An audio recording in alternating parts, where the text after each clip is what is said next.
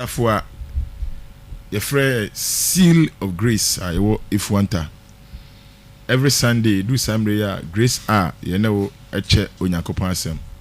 Asema you know can oko Facebook o search Seal of Grace International Chapel. Boom say live. We are live on Facebook. Yes, also a YouTube channel. The same name Seal of Grace Chapel International. Over to me, I heard on Facebook. You now per scriptures now. Over to me, I call here. Message say, oh here you will like the page and you will share the page, and on the YouTube page you will subscribe. Now obey Shira. And I pay me no check onyankopan asem no matuni din wholehearted worship.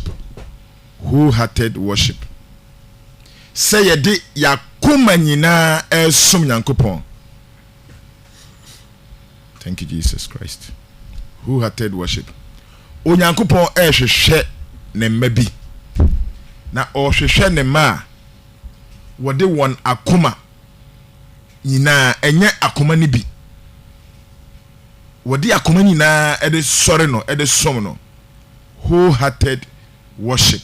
That is what I'm talking about. What is wholeheartedness? You can say obi some wholehearted. Obi na kuma ina so a ene ne saying. Wo brofoka say no wholehearted and wholeheartedness means unconditional commitment and devotion. Unconditional commitment and devotion. I mean some words that you can use: sincerity, earnestness, unreserved enthusiasm. Say you're free any jemu, you're free yakuma yinemu ya huonde yinemu na ye sum nyankopon a condition bi ambata ho. Condition. In fact, ade biara a owo ye se o kristoni no say odi wakuma yina na ye. We are called as Christians, as disciples, to perform our tasks with wholeheartedness. We are supposed to perform our tasks, our job, our assignment with wholehearted dedication, because God is never satisfied with half-hearted effort. Onyankopon padia yede na fafa esinesini commitment to Jesus Christ.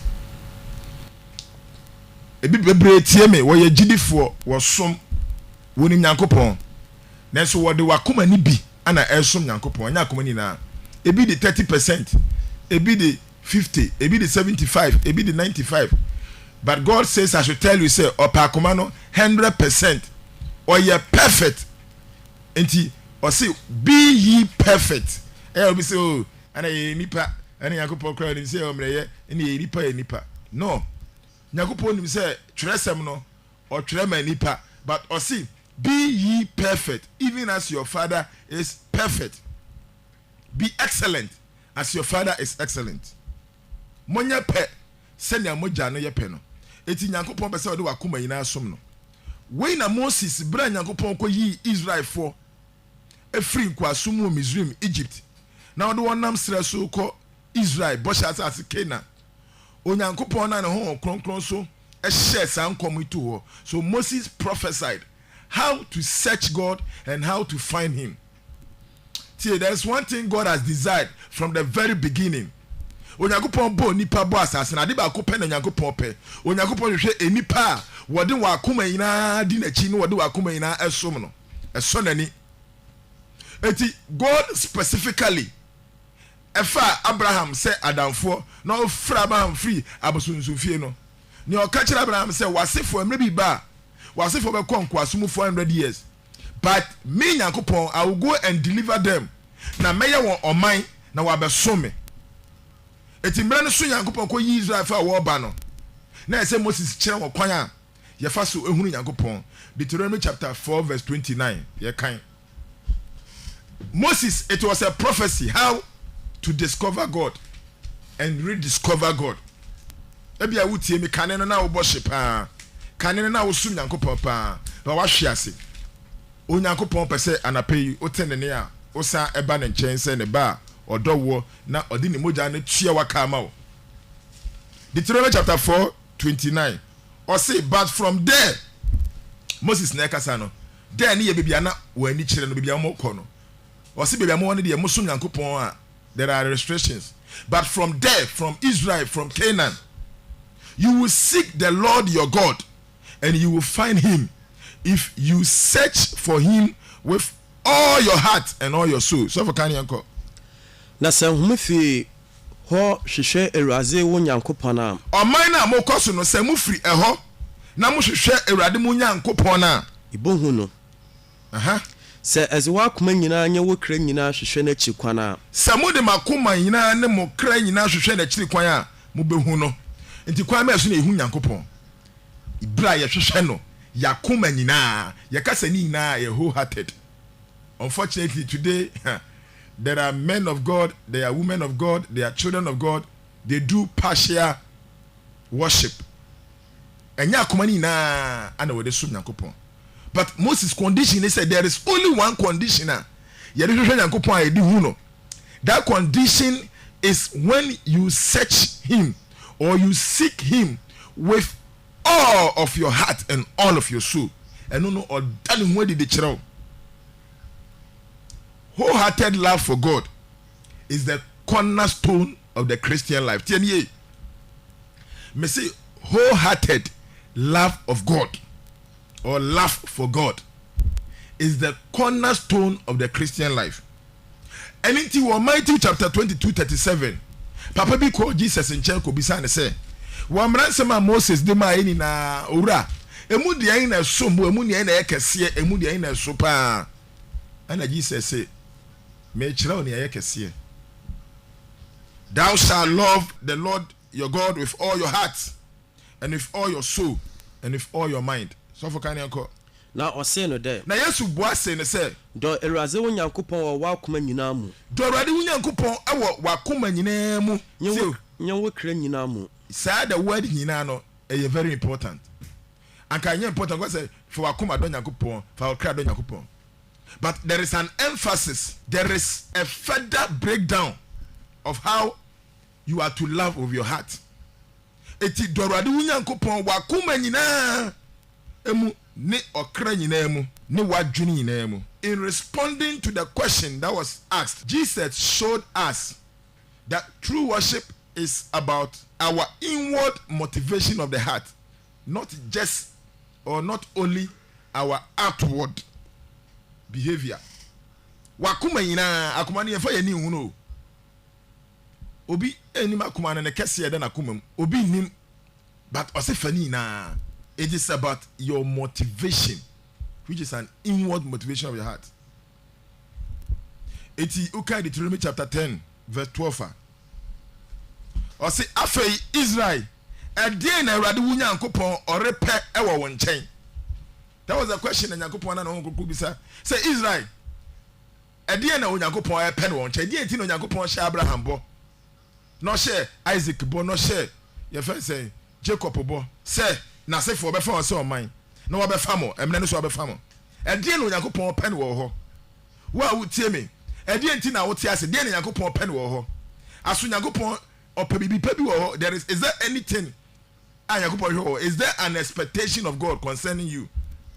Ɔse afei ɛdeɛ na Onyankopɔn pɛ no wɔ hɔ ɛhɔ na ɔsan ansae ɛne sɛ wobɛsuro Awurade wo Nyankopɔn na wanantew na kwan nyinaa so na wadono na wode wakoma nyinaa ne wo kra nyinaa asom Awurade wo Nyankopɔn. Sɛ Nyankopɔn hwehwɛ ade baako bi afiri wo hɔ a ɛne ne saa de yi. And now Israel, what does the Lord thy God require of thee? But to fear the Lord thy God, to walk in all his ways, and to love him, and to serve the Lord thy God with all thy heart and with all thy soul. Patriotic die na fache me, and I prefer King James version no. Ɛdeɛ no Nyankopɔn hwehwɛ wɔ hɔ. Ɛne sɛ wakoma nyinaa wɔde bɛsom no. Onua mpacho sɛ wo yɛ self examination. Sɛ na mmerɛ bi yɛsɔfo bɛkyerɛkyerɛ wa sɛ yɛnyɛ self examination. Yɛn kasa yɛn so yɛn ho hwɛ a. Wo bi sɛ wakoma no nti aso. Wo de ni nyinaa na hwehwɛ Nyankopɔn ana wo de akoma ne bi. Nti Joel chapter 2 verse 12. Ɔsɛ na afɛn so Awurade na ɔseɛ monsan mmra me nkyɛn mo akoma nyinaa ni ɛbɔdadie ni esum ni adotwa mu. Therefore also now said the Lord, turn ye even to me with all your heart. Nyankopɔn sɛ baabi a wadu biara baabi a wakɔ du biara no yɛ U10 bukef na twa ho na bra na mɛfa akoma ni bi mma fa akoma ni na bra. Come to the Lord with all your heart. We are talking about wholehearted worship. Tie ni akɔso wɔ Kristosum me sɛ na Kristosum anya akɔ no bi mu. Enkofa ma nyamesom na afom enipa bi mu. Na meru ahu me ni bi mu di nkomo a sɛ sofo kra de ye de asɔre no ye hunu nya yenya wa yame fie. We mu sɛ mu ye Kristofo efiri asɔfo kosi elders kosi deacons kosi asɔre maso kyese ye ni ye nyina nkyerɛ sɛ ye dɔ Nyankopɔn. Ye dɔ ye ho kyɛn sɛ ne ye dɔ Nyankopɔn. Ebi mu de wɔn ho ayɛ abosom a wɔsom wa wɔ ho wɔsom wa wɔyɛ funu. Enti senti a wɔsom Nyankopɔn yɛ wa wɔyɛ funu. Enye nwanwa because tresem ne kan. We are to be wholehearted in our obedience and service to God. What Deuteronomy chapter 32 46-47 so for kan yanko. Moses Onyankopɔn ma ne mmara asɛm no. Na mmara asɛm bebree na fa kwan a yɛde yakoma ɛbɛsom Nyankopɔn. Deuteronomy 32 46-47.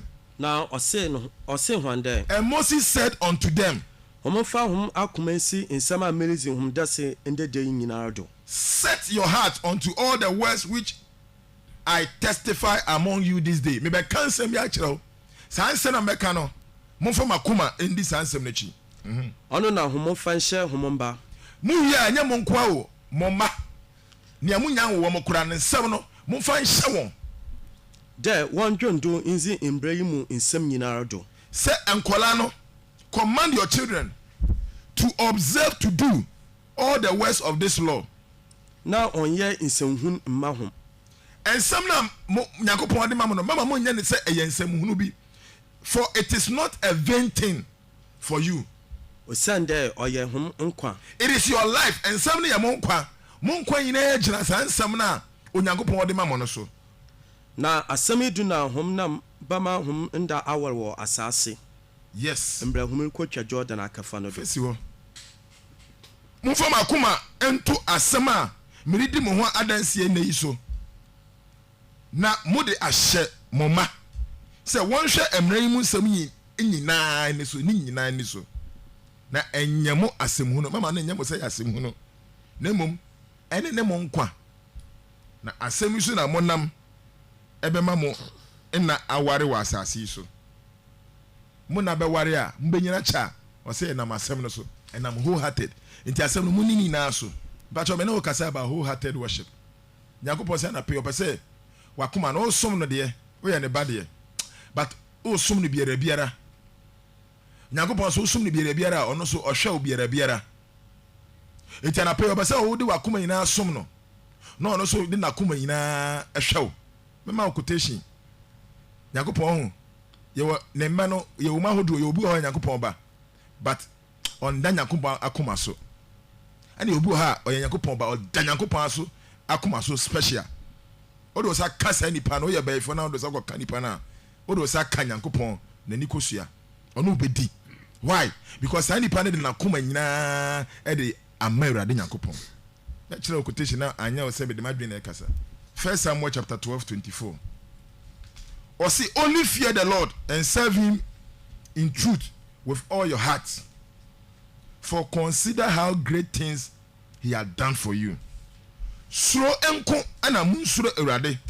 Na monfa mo akoma nyina, makoma no, monfa ni nyinara ensom no no kuremu. Na monhwe ade akese a waye ama mo no so. Nyankopɔn ya ade akese ama ye. Wo da wasɔre, emfa ho ne na wo namu, ya ade kese na Nyankopɔn ya ama no. Nti osi yemfa suru na yensuru no na yemfa yakoma nyina nsom no. David understood this mystery. David ono Yakopon ka say a man after my own heart. Yakopon tumi do wa maturo bia ye bone kura na bone no ohunu. David di bone akese. So Yakopon do nti eturo bia David di bone npo a na wona wondi bone na Yakopon twe wan so. David ko kan oman no Satan pia David ma no kɔ kan ɔman no Nyankopɔn ma ne nneɛma mmiɛnsa sɛ emu na memfa nyɛ o nneɛma mmiɛnsa no David asɛm sɛ Nyankopɔn ma mehwɛ o sɛ manipa timɔden wode ɔyɛ mɔbɛhunufo ɛkɔ wiase na ɔman no obi a no ɔte de bi na ewu na ɛsɛ David kɔ paatwɔ sɛ Awurade me na meyɛ bɔne ne to de tweme ma so na gya saa nkrɔfo yi why ɔda Nyankopɔn akoma so Nyankopɔn dɔ no nti David understood this mystery nti kan Psalm 119:34 sɔfo kan 119:34 David ɛma yɛhu no kwan a yɛfa so som Nyankopɔn. He understood the mystery of serving God with his whole heart. Ɛnyɛ n'akoma fa ɔde akoma ni nyinaa. Ma mente ase. David sɛ Onyankopɔn ɛmfa wo no baabi a mehu no akoduru ɛmfa wo no baabi a me ne wanante akoduru meda so hia mmoa eti ma mente aseɛ. Give me understanding. Na mebesie wɔn bra. And I shall keep your law. Iyo meze makuma nyina bezido. I shall observe it with all my heart, or the whole of my heart. I shall observe it with my whole heart. Ewade mami hunu mu. Na medi wo mmara so. Na mede makoma nyina bedi so. Mede makoma nyina akoma no memfa emu half. Memfa emu percentage bi. Mede akoma ni nara bedi so. That is David, the man who understood the mystery of worship. Adia eya reho pa wo nyame fie se imbebre no ye de ano ne so Nyankopɔn akoma no mpo ye fa nka ho. Yes. Ye de ano ana esum Nyankopɔn ye fa akoma no nka ho mpo ne aka se ye de ni na ye kɔ. Ye gya akoma no 98% edi ato eniama foforo so. Ya emotions, ye na ya dwen. And you did 2% some Nyankopɔn. Afi ye call awon ye hie mu ana ye bua san fu Nyankopɔn aka ho. Oni pa gi mi sam de ne call ha mu a we are na bufu akoso Nyankopɔn. Ecclesiastes chapter 9 verse 10 to yefu say whatsoever thy hand find to do it with thy might. Biribiara won sa beka se wo be ye no fa wa ho odi na ye. Adi biara wo sa beka nti se wo yes wo so Nyankopɔn better say Onyankopɔn onsom ne koraa kyɛn sɛ wobɛha wo ho da bia wote asɔre dem enso wo som no biara ɛsa na wo waste your time bibi biara do sa bɛka sɛ wo yɛ no sɛ wodi si woni sɛ wo som Nyankopɔn a mpacho yere ho paa sɛ wodi wakoma ina som no. Wholehearted worship brings us closer to God. Wholeheartedness, it brings us obese oban Nyankopɔn obese Nyankopɔn ben. It is only wholehearted worship. Edu we bia Israel man wo Israel kodi abosonsum achi. Ana ohini bi efe no Asa, Ken Asa bae. Ana obeye reforms. Ana reform no sade o man no ba Nyankopɔn ena ase. Ana osey abosonsum bubu abosom no. Owie na oye ade bi. Oni o man ni na call a covenant apam. Omo ye say the whole Ghana na ka ya frɛ Ghana ina mo be hia. Ye hia say hey, the whole nation yɛne Nyankopɔn bɔ so ne asase ne yɛne ne bɛ covenant apam wo a wo be covenant so ye bekum ana mo nyina yɛ apam mo ne Nyankopɔn yɛ apam tie 2 Chronicles 15:12-15. Then they entered into covenant to seek the Lord God of their fathers with all their hearts and with all their soul, and whoever would not seek the Lord God of Israel was to be put to death, whether small or great, whether man or woman. Then they took an oath before the Lord with a loud voice, with shouting and trumpet and rams and horns. And all Judah rejoiced at the oath, for they had sworn with all their heart and sought him with all their soul. And he was found by them, and the Lord gave them rest all around. What a beautiful scripture. Na wazi ashemuda waze hwan akoma nyinara na onye hwan kra nyina bohwehwe Ewuraze. Omani na ye say ye de yadwen yakoma ye kra nyinara mesi asam ne ye ni nyinara. Wanka se wode wakoma ni bi ana wode wakoma nyina behwehwe Ewurade Nyankopɔn. Hwan ejanom Nyankopɔn no. Hwan ejanom Abraham, Isaac, Jacob Nyankopɔn no. Na de obiara onkepe de ohwehwe Ewuraze Israel Nyankopɔn. Na wa wo se wo de ubekwa kohwe abosomsom ubekwa kodi abosomsom achi no. kakrabo okasio woyɛ kɛseɛ woyɛ ketewa o ɛmfa no wo title no position obalimo oba o ɛmfa no sɛ ɔyɛ ɔbarima ɔyɛ ɔba o wonku no yɛbɛku womfata sɛ wobɛtena asase yi so na wɔdze nze kɛse na esebɔ ana wɔde ɛne kɛseɛ osebɔ yɛ na yɛdede wɔ asɔre dɛm a ebi sɛ yɛdede too much ɔde ɛne kɛseɛ dede shouting osebɔ na ɔnye nkasɛmu ɛne nkasamu na ɔnye mbɛn sua kyerɛ Awurade instrument totorobɛnto ana wɔde sua wɔde soa oath no wɔsua de kyerɛ Awurade na Juda nyinara wɔn anyi gye wɔ ntam no ho wɔne Awurade ka ntam sɛ wɔde wakoma nyinaa bɛso Awurade no wɔsɛ ɔman no nyinaa wɔne gye ɛwɔ saa ntam no ho ɔsɛ na wɔn akoma nyinaa na wɔdze sua because wɔde wakoma nyinaa na soa saa oath no na wɔdze wɔn pɛ nyinaa hwehwɛ no enti wɔde wɔn pɛ nyinaa hwehwɛ Nyankopɔn afɛde na siye na ɔma wɔhu no na ɔma wɔhunu no na Awurade ma wɔn ahomgye wɔ mbie nyinara on this note mbɛsɛ meka kyerɛ ma me nua me uncle the reason why we need rest de bia matamfo yɛ matamfo de bia wo kasa no because ɛnyɛ wakoma nyinaa na wode som Nyankopɔn ɔse wɔde wakoma nyinaa no God gave them rest Onyankopɔn ma wɔ ahomgyeɛ wɔ enemy ho enti na Bible sɛ onipa a na kwan sɔ Nyankopɔn anim no Onyankopɔn ma ɔne natamfo tena asomdwe mu woyɛ onipa a watamfo bebree a wakwan sɔ Nyankopɔn ani because ɛnyɛ saa na twerɛ sɛm ne yɛ toro wote na meka no sɛ da bia wɔ problem wɔ atamfo da bia atamfo na wei a bi check wo ho ebia na wakwan sɔ Nyame ani because ɔse Onyankopɔn ma wɔ ahome firi watamfo ho Nyankopɔn block watamfo nyinaa say hey touch not these people touch not my anointed touch not this nation because wɔde wakoma nyinaa ma me nti ɛyɛ me ma sɛde sɛ mɛbɔ wo ho ban wɔde wakoma ketewa bi na ama Nyankopɔn opɛ bambo opɛ protection you get the percentage a wɔde ma Nyankopɔn no wobɛnya no back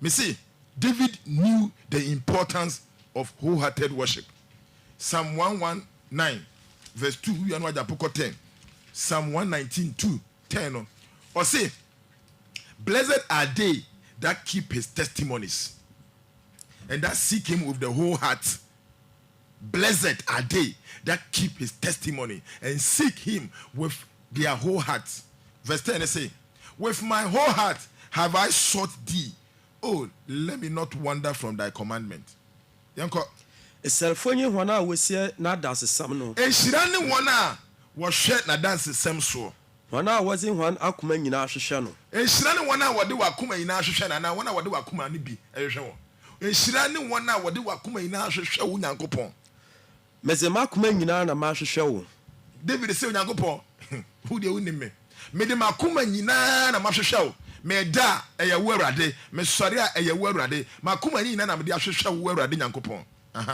ma me fi wo mbra ho minkyi eti mesrɛw ɛma me mfiri wo mmra na ho nkyi bɔ me ho ban na me kɔ so me mfa makoma nyinaa hwehwɛ wo hwɛ me se wo pɛ sɛ wo hunu Nyankopɔn a kye sɛ wode wakoma nyinaa hwehwɛ no fa wakoma no bibi biara to nkyɛn fa dan na wo pɛ sɛ wo si ne to nkyɛn fa car no to nkyɛn fa awareɛ no to nkyɛn awareɛ de di wadwemu a gye sɛ wadi just 29-30 years ɔnware eti da bia awareɛ saa ne mpa ɛbɔ nyinaa yɛ awareɛ ɔmbɔ mpa yɛ fo Onyankopɔn ho ɔde bibi abim me wa awareɛ wi anka ɔpa yɛ bobɔ nasum ama ɔpɛ bi kura fa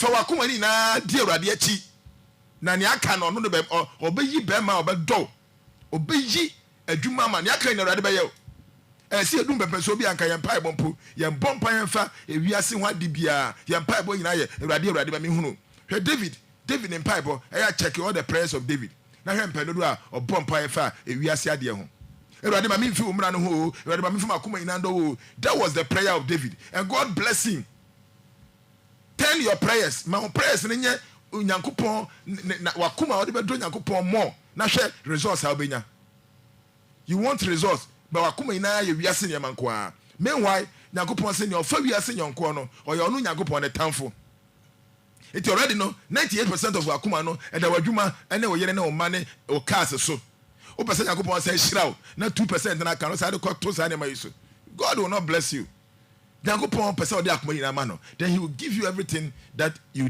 need when you delight in the Lord he will make sure say you have pleasure and rest obama wani agye na wanya home anything na Jeremiah 29:13 kyerɛ kwan yɛ fa so hu Nyankopɔn. Onyankopɔn nam Jeremiah so prophesied to us. Or say, and you shall seek me. This is God speaking. You shall seek me and find me when you shall search for me with all your heart. Na mo bɛhwehwɛ me, na mo bɛhu me. Ɛfiri sɛ, mo de mo akoma nyinaa bɛhwehwɛ m'akyiri kwan. Sɛ woamfa w'akoma nyinaa hwehwɛ Nyankopɔn a wonhu Nyankopɔn. Wonhu no. Ɛdi na James chapter 4 verse 8 2 say, draw near to God and he shall draw near to you. Ɔse, mo mmɛn Nyankopɔn na ɔbɛbɛn mo. Because asɔre bi akyɛ 2015 akra na mekɔ preach yo. Ana abrante bi di adase wie no. Ɔse me bɔ mpa sɛ Awurade Nyankopɔn ɛmmɛn me. Nyankopɔn bɛn me. Ɛnam sɛ David. You are getting it wrong. Wo necessary obey Nyankopɔn. Nyankopɔn bɛn wo. But because wo men into no umpo hu ni so bɛn wo. Ɔbɛn wo kyɛn from ahome ne watare. Eti bɛn no. Enti wo bɛn mo a after you feel his presence. Enti you say draw near to him and he will draw near to you.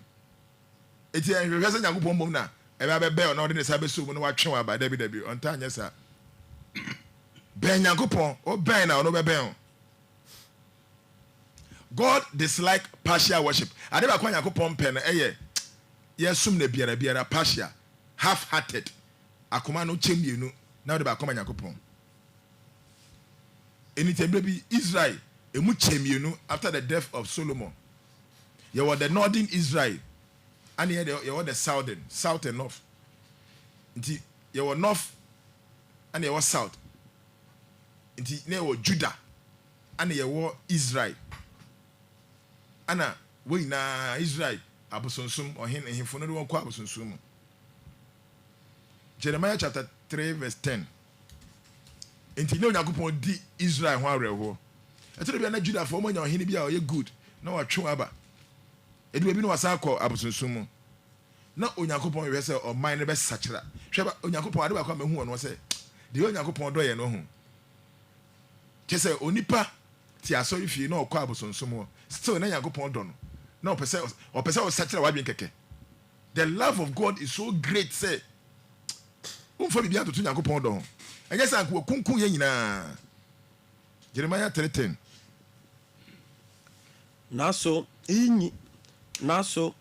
na iyinum nyinaa n'akyi na Nyankopɔn di Israel ɛna Judah ɔman mmienu ho awerɛhoɔ. Na kyerɛ ba ɔkɔkɔnsa nyi Juda mfa na akoma nyinaa nsane mba mo. Nyankopɔn complain ne ɔman ne yɛ no adwamammɔ, spiritual adultery. Okɔ abosonsom a Nyankopɔn hu ne sɛ adwamammɔ. Adwamammɔ ne kɛseɛ pa na nyɛ sɛ ɔba ne bɛma do. Spiritual adultery. Sɛ wokɔ som bosom. Ɛyɛ prostitution because Nyankopɔn ɔyɛ the bride. Ɔsɛ yɛyɛ the bride, is the bridegroom. Yɛayifu kunu. Eti wokɔ di obi akyi a spiritually no wabɔ adwaman.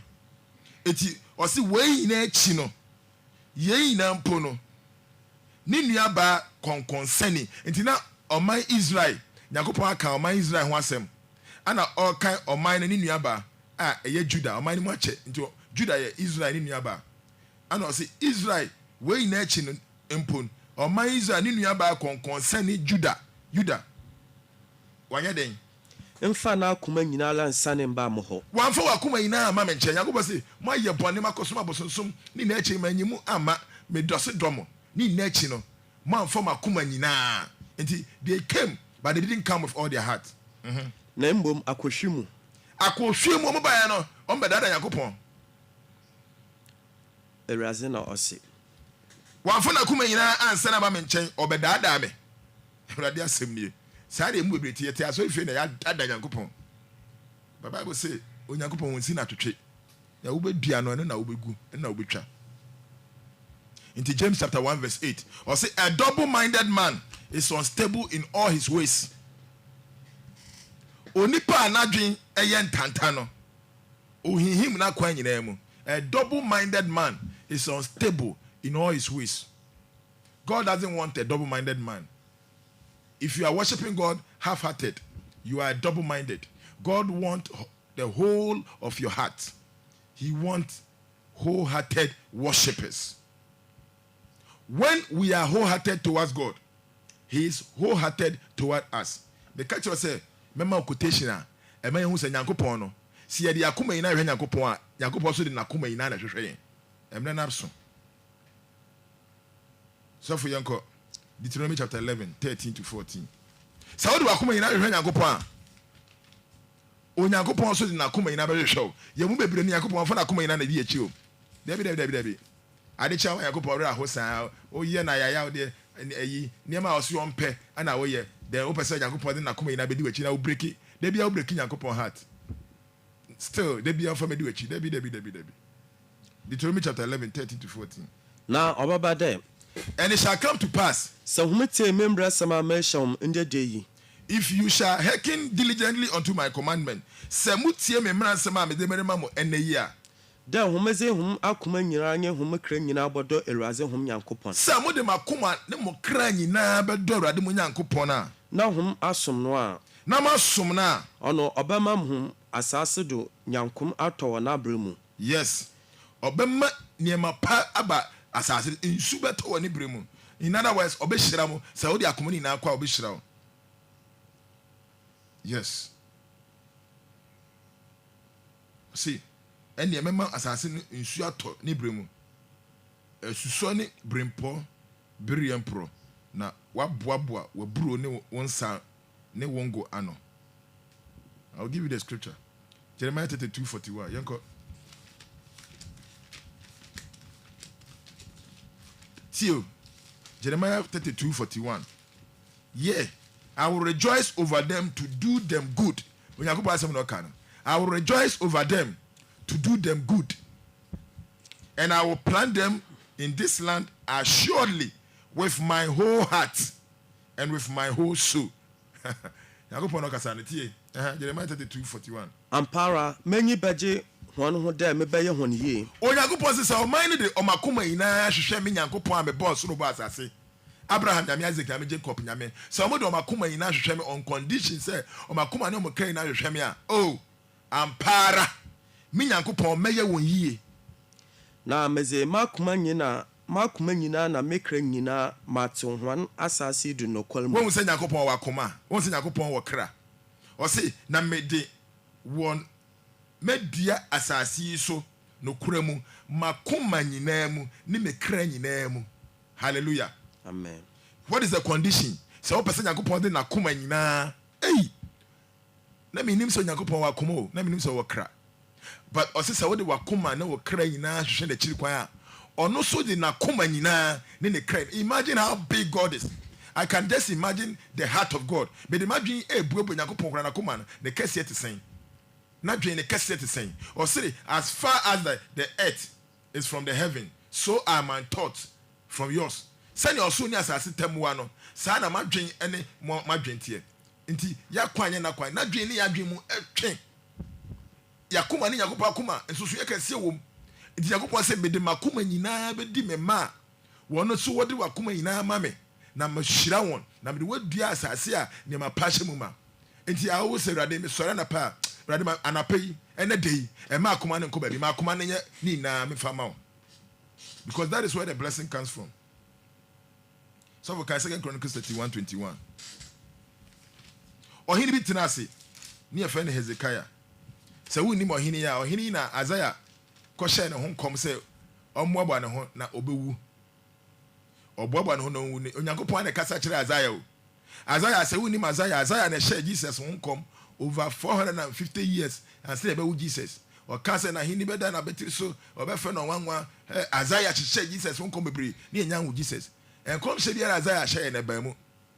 Onyankopon na Isaiah so say Isaiah ko ka kire Hezekiah say me see yare no ori nya ne ho totroto obewu enti on share ne samanse on siesie no eno na Hezekiah twen din wan ka say Isaiah umfiri Nyankopon ene mbebire share nkoma na ya doubt wan ka say Isaiah umfiri Nyankopon because the way I see don Nyankopon na me ye dwon yakọ there is no way say Nyankopon be ka kire say obekumi dabi umfiri Nyankopon ana ye din se nyame edifo waka de awie mpacha utumi kọ ne aka ne me Nyankopon ana odi na ni kire ban ana obon pai so Nyankopon ebia na wura afi me kai wo hwe ne amayama wo me de makoma nyina na som wo me na me bubu abosoma na wo som wo krom a wo afare buchi a me sai no ne Nyankopɔn skrona hye Isaiah okwan say Isaiah me pacho me ka asɛm a me ndane ma no but saa ko ka kyerɛ papa ne sɛ ma te ne nsɛm na ɔka no me hu n'ani suo no na me de 15 years asa aka ne ho why because na Ezekiah ɔde n'akoma nyinaa so Nyankopɔn enti Nyankopɔn tie no obi bi ɔde n'akoma nyinaa so Nyankopɔn no ɔkɔ ahoyehia mu na osugu Nyankopɔn so a Onyankopɔn de n'akoma nyinaa ne kra nyinaa gye no so 2 Chronicles 31:21 yɛnkɔ na adwuma biara a ɔhyɛ aso wɔ Nyankopɔn ne fie ɔsom no mu tie me kyerɛ senti a Hezekiah tumi ya boldness boss empire no 2 Chronicles 31:21 say and every good work that he began the he is for Hezekiah that he began in the service of the house of God to also na mbra no mu and in the law na mbra sam no mu and in the commandment dɔ ɔrehwehwɛ no Nyankopɔn no to seek God ɔse n'akoma nyinaa yɛ he did it with all his heart na osi no yie na osi and he prospered when you tell him see wabɔ yɛdi ho mpaeɛ saa wayɛ akɔmkyere wadware ɔyɛlɛ wɔ wiase na ebi mpo deɛ ɛmɛ ne nunum nyinaa wodware de saka ho ɛnso nhyira ne mma why because utumi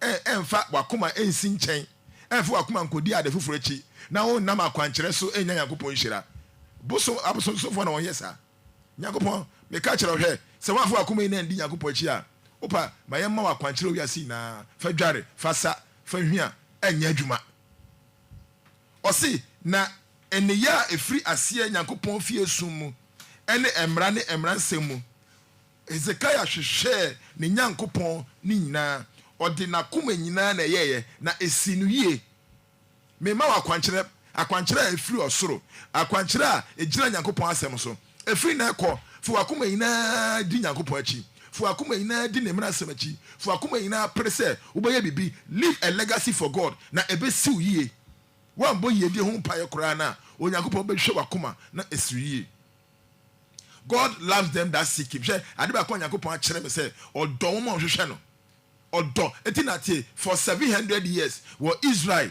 na Samaria for Israel for they were debating the proper way of worshiping God. We say you have to worship on Mount the friend saying on this mountain. Another one said there be you cannot worship. We don't have to worship here. We have to come to Jerusalem and worship on this mountain. For 700 years na that debate koso. Oba Germanfo no share Jesus for John chapter 4:24 no. Who say Jesus you for no. The question is say ura saa de we kyere madwen so. Ehifa na yensom Nyankopɔn na kwan ma so na yensom Nyankopɔn anu Jesus say oba emre bi ba na emre na du say no kwara somfo no wo be som Nyankopɔn no kura mu ne honhom mu Nyankopɔn hwehwɛ nkrofo bi a wo som no na de ato say saa nkrofo no ne Nyankopɔn hwehwɛ o Nyankopɔn nani no o si echiri wiase mfatro na nyina so na bibiara ehunta no da biara da but still o hwehwɛ which means say there are some group of people they are difficult to find a wholehearted worshipper is difficult. Nyankopɔn hwehwɛ nkrofo bi a wɔsom na wakoma nyinaa enti wo kai Proverbs chapter 8 verse 17 na Nyankopɔn na ɛka sɛ yi o say I love them that love me and those that seek me early they will find me so for you kind enko emize modɔ hwana wɔdɔ me na hwana wɔhwehwɛ me ahema no obohu me Nyankopɔn sɛ medɔ hwana wɔdɔ me na hwana wɔhwehwɛ me ntɛm no obohu me hwehwɛ ne ntɛm o ɛntwɛn na mbɛyɛ akɔkora aberewa stroke mfa ho nto mpa so ansa na bɛhwɛ Nyankopɔn because that time na akoma ni na yare afa untumi mfa ndɔ Nyankopɔn bra wo ahoɔden a wokɔ bai saa mbra yi na sɛ hwehwɛ Nyankopɔn emrante bre mu no ɛnyɛ dabɔne mu na dabobi ho twɛn dabɔne ɔtwɛn ana stroke bɔne yare bɔne no ntumi nkɔmba afa na Nyankopɔn hu amane ɔtwɛn na wokɔtɔ amane mu a wokɔtɔ amane mu wi a afa na hwehwɛ Nyankopɔn akyiri kwan saa mbra yi na do akoma yi na bedi Nyankopɔn akyi Nyankopɔn sɛ me dɔ wɔn a wɔhwehwɛ me wɔn a wɔde wakoma nyinaa hwɛ me dɔ wɔn me dɔ obi a kɛkɛ dabi mu nyinaa wɔyɛ me ma me dɔ mu nyinaa ba me wɔ dɔ soronko bi a saa ɔdɔ no me da na di kyerɛ wɔn a wɔhwehwɛ me na ɔsɛ wɔn a wɔhwehwɛ me ntɛm no wɔbɛhu me don't seek God late in your life wholehearted people they don't do things to be seen by God obi a yɛ wholehearted ɔyɛ adeɛ ho ɛnyɛ nipa ni so yɛ obi wɔ ha ne sum nyinaa yɛ nipa ni so nipa ɛmbɔ ne osi dabi God wants us to serve him alone, regardless of what others are doing or what people think of us. Sometimes you have to displease people. Sometimes I say, oh, yeah, and go for sometimes I say, oh, yeah, and go for because yɛanyɛ saa yɛntumi nso nyankopɔn. Don't love the praises of men. Don't love the praises of and pray say obedi onipa efe say ye onipa na ye yeso. Okay, John chapter 12 42 43 or say Jesus na enkofo bebre Jesus ka asem na wo Jesus di but na enipa nti wontumi nka no bodwam nti John 12 42 43 no or say na empanyifo no mu pii enso wo gidi na so Farisifo no nti wanka na wontu wona mfiri hyiade because ko ka say wo Jesus di pani etu mfiri hyiade no efiri say na wo pe enipa no monyam esine onyankopɔn no monyam ye bebre yesoma yesom no enipa no monyam ye ade ma nipa ehunu say ye ade ye pe nipa no monyam se nyankopɔn no monyam. Yes, in Matthew chapter 23:5 or 2 years. Or say na woye won numa nyina said ye nipa behu won. Na woye won enka ye nwoma atretete na woye won tade ano enwo akese. Farisifo no. In Matthew chapter 6 verse 1 or 2 years. Or say beware of practicing your righteousness before other people in order to be seen by them, for you will have no reward from your Father. Muhe na mo anya motenene ewo nipa nim na omohumo. Na anya sa munni akatua wagya wo so no nchen. Yes. Eti Nyankopɔn pese ye ade a ye free akoma mu. Enye te sania ye nipa nti. Ana pem bi sa, what is your motive? But taibe party na wo so Nyankopɔn. Is it out of genuine love of God? Is your motive pure? Is your motive clean? Is your motive good? What are your reasons for doing things? Motive is the reason for doing something. Obi aya dia o wo senti bi a wo so nya oye. O senti bi oye. O motive ne saying. O motive ne saying. You can deceive men, but you cannot deceive God. Utumi dada Nyankopɔn. Utumi dada Nyankopɔn. Me dia asem no bebe wie no. Me kan ehemfo mi asem bi asem nkyerɛ. Na fresh so hwe wakoma. 3 kings are what the Bible mu a wo ina wakoma ba ko ye Amazia kan 2 Chronicles 25:1-2 o hen ye fa na Amazia 2 Chronicles 25:1-2 Bible say Amazia was 2 Chronicles 25:1-2 Abra Amazia share asede olizi hen no na wezi mfi eduenum enum 25 years ana Amazia be your hene to aso na ozi hen mfi eduenum akron o Jerusalem to aso na ne nani zinze Jehoadan ofi Jerusalem na oye za otin wo Ewurade enwado Honas kanibio no na oye za otin wo Ewurade enwado he did that which was right till ohini Amazia he did that which was right in the sight of the Lord na so onze akoma ozimu till question bisa me home quotation was eden na me de makoma o say he did what was right or ye dia etene we Awurade so nanso enye akoma paye mu so for kind bi na oye za otin wo Ewurade enwado na so onze akoma ozimu wohu ye wonim ye ohene ne yade a etene e Awurade ne so nanso wamfa akoma a edimo ye mbebere sanete ade na ye na nka ade ne bone bi ani ho ade ne etene nanso akoma na etachiri ne akoma bone ohene Amazia was wamfa not with a perfect heart. He did the right, he was right in the sight of the Lord, but not with a perfect heart. Oh yeah, the atene Awurade so nanso anye akoma paye mu. Another King Asa, 1 Kings 15:14. Tio ohene Amazia ye the atene Awurade nim. He did what was right, but not with a perfect heart. Then so na akoma mu de entene. Mipacho wakoma mu no. Niema wo ye ma Awurade ufi akoma pam na ye. Ana wo ye because eye nhye ana onipa bi na ye hyew ana wo ye ma nipa hu no. Another ohene bi e fe no Asa. 1 Kings 15:14. Na mbiambia sonsom na ze wenyiyi na ohene su na odisi na ze obesa abosonsom na oman na so Nyankopɔn.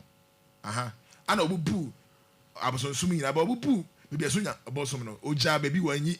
Nti o say the high places were not taken away. How do you oja ho? Na so Asa na akoma zimu wo Ewurade ho. Nevertheless, the heart of Asa was holy, true to the Lord all his days. Tio ɔhene ɛsɛ abosonsom ɔsɛ yɛ agya bi ɔhɔ deɛ no go afa ne sanka but ɔse nanso asa akoma edi mu ɛwɔ Awurade anim ne na nyinaa wanyɛ ne ɛsɛ sɛ ɔyɛ nyinaa wie o ba nakoma di mu wɔ Awurade anim fa me kɔ another king Josiah 2 Kings 23:24-25 2 Kings 23:24-25 hwɛ ahemfo mmiɛnsa yi baako yɛ deɛ tene nanso ɛnyɛ akoma edi mu ɔde yɛyɛ baako deɛ ɔyɛ no gya bi wanyɛ nyinaa nanso ɔde akoma edi mu na di Awurade akyi ana Josiah so kan yɛn kɔ nchi so wɔn a wɔyɛ asamanfrafo na abɛyifo na ekum na abosom na echiwazi nyinaa wohuu no wɔ Juda asase do na Jerusalem no Josiah yiyi no hɔ ma wama nsɛm a wɔatwerɛ no wɔ nwoma a ɔsɔfo Hilkia kɔhuu no wɔ Awurade ne fie no mu no etim eti ɔhene Josiah deɛ ɔbaayɛ no ɔno deɛ ɔsɛe abosonsom nyinaa ɔyi bibi afiri hɔ sɛmafrɛfoɔ wontumi ntena ma mu na ɔnyɛ sɛmafrɛfoɔ wontumi bɛkɔm wɔ ha wontumi bɛyɛ wɔ abosonsom ɔyi wɔ nyinaa afiri hɔ ana ɔse toa so na ɔhen biara enzi n'enyim a ɔte dɛ ɔno a ɔdze n'akoma nyinara now before him there was no king like him who turned to God the Lord with all his heart no ɔhene bia no wɔde n'akoma nyinaa di Awurade akyi saa na ɔnyɛ ne kra nyinara na ɔnyɛ n'ahoɔdze nyinara dane ba Awurade nkyɛn dɛmbrɛ Moses mbra no nyinara te yes ɔno de king Josiah ɔno de ɔde n'akoma nyinaa ntitie ahemfo mmiɛnsa baako yɛ deɛ tene nanso ɛnyɛ akoma pa mu baako deɛ ɔse ɔno ne deɛ no ɛyɛ yɛfɛ ne sɛn n'akoma no he was right in the sight of the Lord but not with the perfect heart that is the Amaziah asa deɛ n'akoma no asa ɔyɛ nneɛma bi a na yɛ imperfect wansɛe nneɛma nyinaa but na n'akoma mu deɛ n'akoma no yɛ perfect ana Josiah ɔno deɛ perfect nea ɔyɛ nyinaa yɛ perfect ana ɔsan free perfect heart mu na yɛyɛ bibisa what is your motivation nneɛma a ɔyɛ no ofiri akoma pa mu na yɛ ana ɔyɛ no sɛ ɔyɛ ne biara Onyankopɔn hwɛ wɔn a wɔyɛ perfect things for him with a perfect heart yɛwɔ ndwan wɔ hɔ na yɛwɔ apɔnkye wɔ hɔ ite Nyankopɔn na tembo no best atefi asɔre fi hɔ no obi betimi ayɛ sɔfo no yɛ apɔnkye obi betimi ayɛ elder no yɛ apɔnkye obi betimi ayɛ deacon it is a wohwɛ nipa wɔ asɔre fi a sɛ wohwɛ nipa a onsum Nyankopɔn nti Nyankopɔn na sɛ yɛhwɛ no sɛ asɔre na wɔ no sɛ Nyankopɔn honhom na yɛ adwuma wɔ hɔ a sɛ Nyankopɔn honhom de afiri hɔ famirika firi hɔ ba sɛ ɛyɛ Nyankopɔn honhom ne yɛ kyerɛw no kware na ɛnhwɛ nipa wate ɛmfa wo ne title archbishop chairman general overseer dabi ɛhwɛ nipa title no deɛ nipa na de to yɛn ho so hwɛ Nyankopɔn na wo hwɛ Nyankopɔn a ɔbɛma wadi nkonim